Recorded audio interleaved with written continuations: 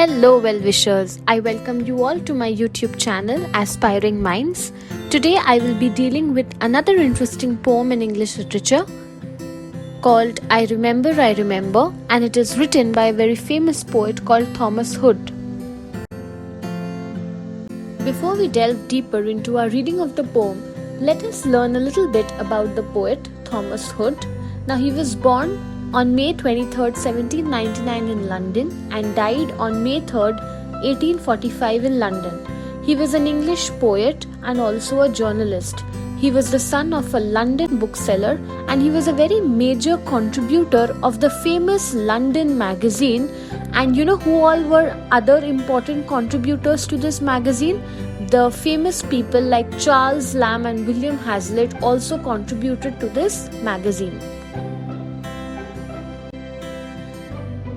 In the first stanza of the poem, the poet is describing the house where he stayed, his bedroom, and the little window from where he would watch the sun rising every morning.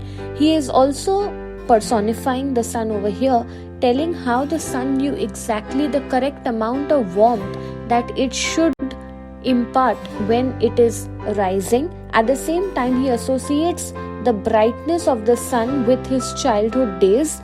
In the next two lines of the stanza, he is speaking of the night time, which is in contrast to the day of the sun. This is because he feels that in the present times, adult life is full of a lot of challenges and a lot of suffering. If this is how the adult life looks like, he wishes that he had passed away in the childhood itself, or that time should have never ended. Here are a few word meanings that you may refer to while you are reading the poem line by line, but the key ideas that we come across in stanza 1 are a nostalgia of the childhood days, how there is a perfect balance between day and night, and how the poet is reminiscing or having a look back at his childhood times, and he is idealizing the time he spent in his childhood days.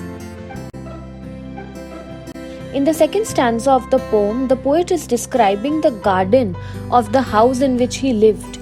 There were plenty of flowers which grew in his garden, which included the roses, the violets, the lily cups, the lilacs, and the laburnum.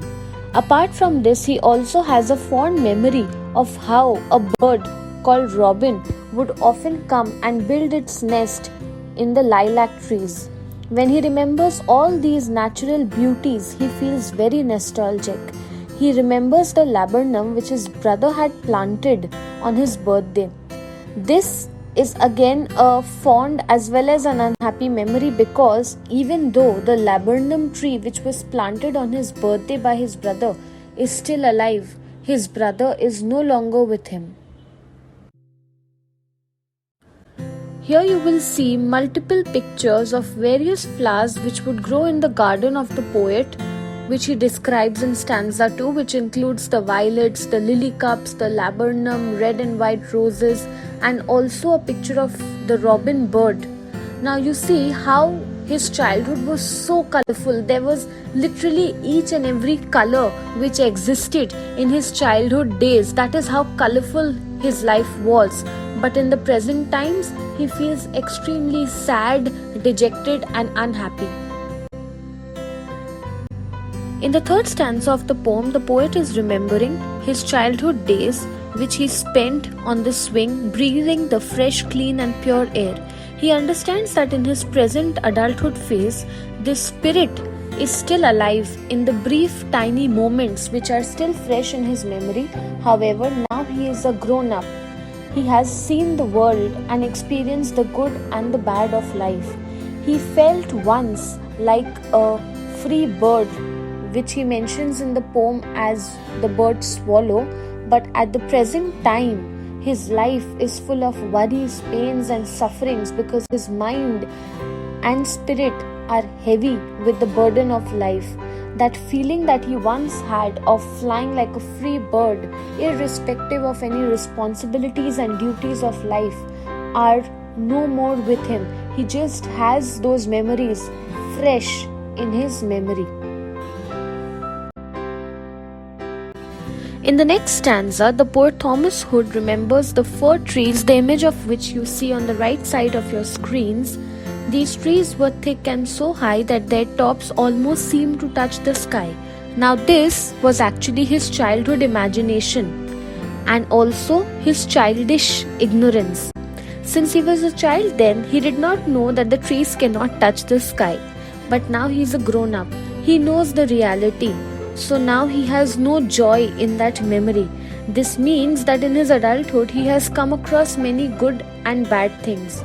He has been introduced to the stark reality of the world. He can understand that the life now is full of pain, worries and suffering. There was a time in his childhood when his joy was boundless. It knew no boundaries.